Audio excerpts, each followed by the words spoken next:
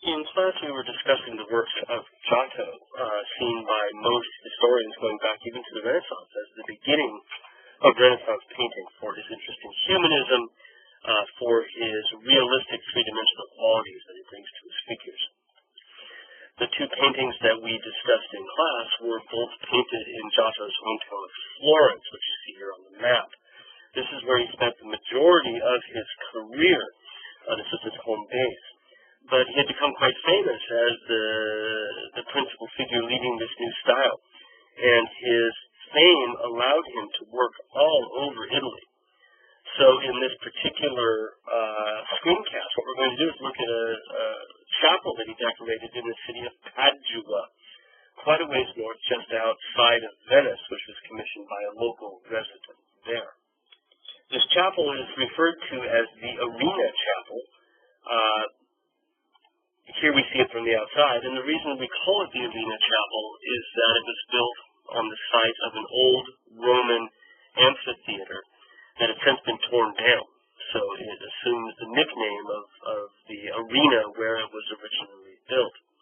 We think that Giotto designed the entire building, and part of our reason for thinking that is that there are only windows on one side of the building over here, and they illuminate the frescoes on the opposite side. So the light comes in from a single side, and you get the sense of this almost like a movie screen, if you will, being well lit from one side. So the building is perfectly geared towards showing these paintings, and that makes us think that Giotto had a hand in designing it. He designed other buildings as well, back in his hometown of Florence. While we refer to it as the Arena Chapel, the actual person who paid for it can be seen in the image on the far wall. So you come in through the door down here, and the wall that surrounds your shoulders as you come in up above here is a scene of the Last Judgment. This is Christ here in the center, separating the saved from the damned. The damned are cast away from him into the mouth of hell. The saved are welcomed up to him from earth itself. On Christ's right side, stage right, are the saved, and on Christ's left side, the bad side, are the damned. And this is normal for images of the Last Judgment.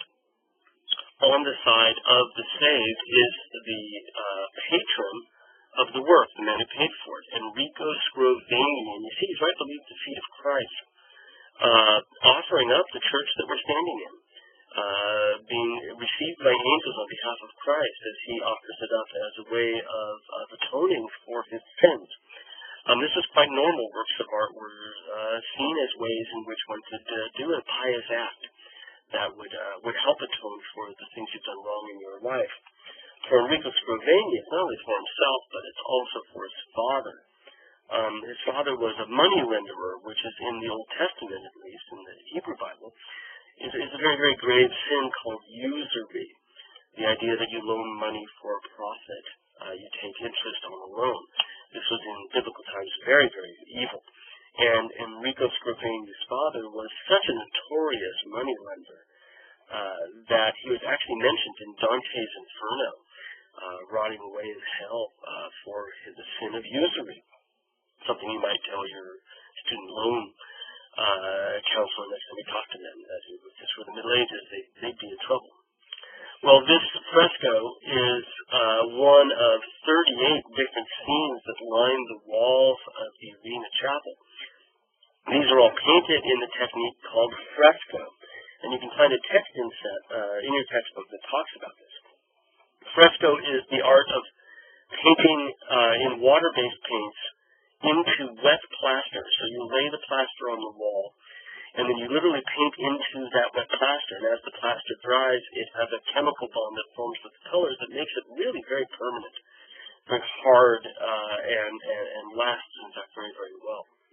So there were originally 38, there are still 38 images here painted on the wet plaster. And everything inside is painted. The starry ceiling that you see above, even the bits down below, down here, sorry about that, that look as if they are marble, are also painted. in fresco technique.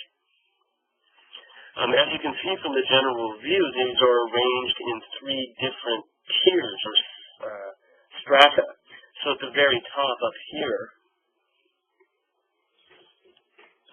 you see, at the very top up here you see the images from the life of the Virgin Mary, and this continues around both sides. It sort of swirls around. You read down one side, back up the other, down one side, back up the other. And we work our way from the life of the Virgin Mary at the top through Christ's adult life and infancy and adult life in the center, to the very bottom scene being the last week of his life, what's called the Passion, where Christ suffers and eventually dies for the sins of Christianity. Again, there's a text inset that explains the different scenes that we'll see quite a few of, called The Life of Jesus in Art. Again, check into your textbook for these. Now, your textbook gives you one of these images in detail, which is the Lamentation, one of the scenes from the very bottom suite of images on the Passion and Death of Christ. And it's the moment after Christ has been crucified, where he's been lowered from the cross. He's now dead, and his followers are gathered around him in order to lament the passing of the man they've been following, the man they believed to be God incarnate. If we look at the style of the piece, you'll notice that same sort of Giotto style that we've seen before, with the heavy brow, the almond-shaped eyes, but also a really solid sense of three-dimensional figures, where they seem to occupy almost box-like spaces, each one of them. And even though we've moved from tempera on panel to this fresco technique, you can see the same sort of boxy quality. Look at the figure, for example, here in the foreground. Sort of a bright lit side and a shaded side. Each of the figures has a really strong simplified three-dimensional quality that's typical for Giotto's work. Here's a nice detail of them as well, where you can see this modeling that we've talked about with Giotto, where we have that sense of chiaro-scuro, light and dark, where the figures are highlighted on one side, then we move through a range of tones to the deepest shadow down below. This is Mary Magdalene here. She used to be a prostitute, so she almost always appears with reddish hair, and her hair flowing out over the top of her robe, as she here holds the feet of Christ and laments. Notice Giotto's interest in the humanity of the event. These figures all traumatized by this death, and Giotto focusing on their different emotional reactions. This realism that we get from Giotto again comes out of a renewed interest in ancient Roman painting. That chiaroscuro we see here in wall painting from Pompeii. There's no way Giotto would have known this painting. It was covered by ashes during his age. It wasn't excavated until the 19th century. But it does give us a good sense of Roman three-dimensionality of the type that Giotto is looking at, not this particular one, but one similar to it. And here's a nice detail of Mary Magdalene as we look at the way in which Giotto is focusing on her trauma. Notice even little things like the red around her eyes from the crying that she's been undergoing, and even the touches of red that come into her face from her hair to heighten this sense of trauma. Of course, none of this distracts from the central trauma, which is the Virgin Mary herself. And look at her face as she holds the lifeless body of her son. This is, in many ways, the worst thing that could happen to any woman anywhere, is to have to deal with the death of their own child. That's not the way it's supposed to be. Children are supposed to outlive their parents. And Giotto understands that and gives us this incredibly moving scene of the Virgin Mary holding Christ in her arms, lifeless and racked by the emotion that has caused. Giotto goes a step further by emphasizing with the composition where we should be looking. You'll notice that there's this really simple landscape in the background, not much to it at all, nothing to distract us from the human emotions. But the highlight on the top of that hill leads your eye down across the diagonal and points directly to this intimate moment on the left-hand side. So he's using it very adroitly, very, very smartly in order to focus us on Christ and the Virgin Mary, especially on the Virgin Mary and her sadness.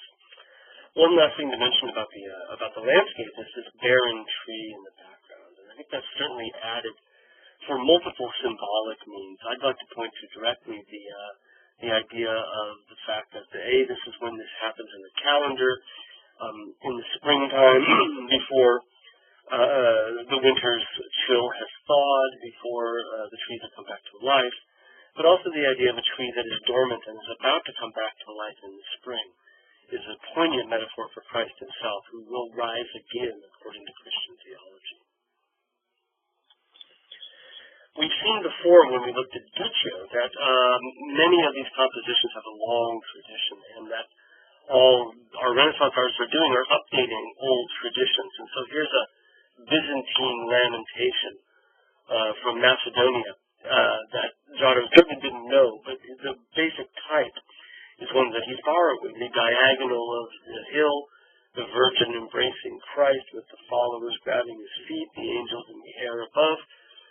All of these things are quoted by Giotto, but manipulated for greater emotional and human impact, really pushing it much further than what the Byzantine artists had done before. A last element to mention here is Giotto as a storyteller.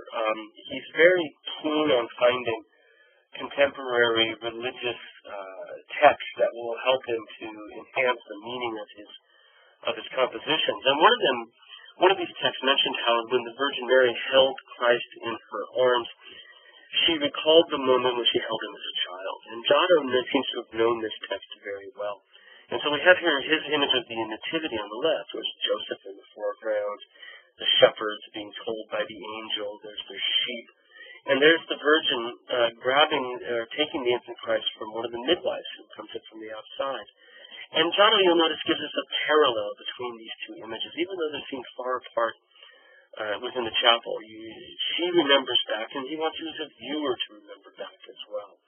And so if we look at these last two scenes, you'll see there's the Virgin Mary in a much more peaceful, happy time, grabbing Jesus, looking at her as an infant, her arms in a very similar fashion to what happens here at the very end of his life.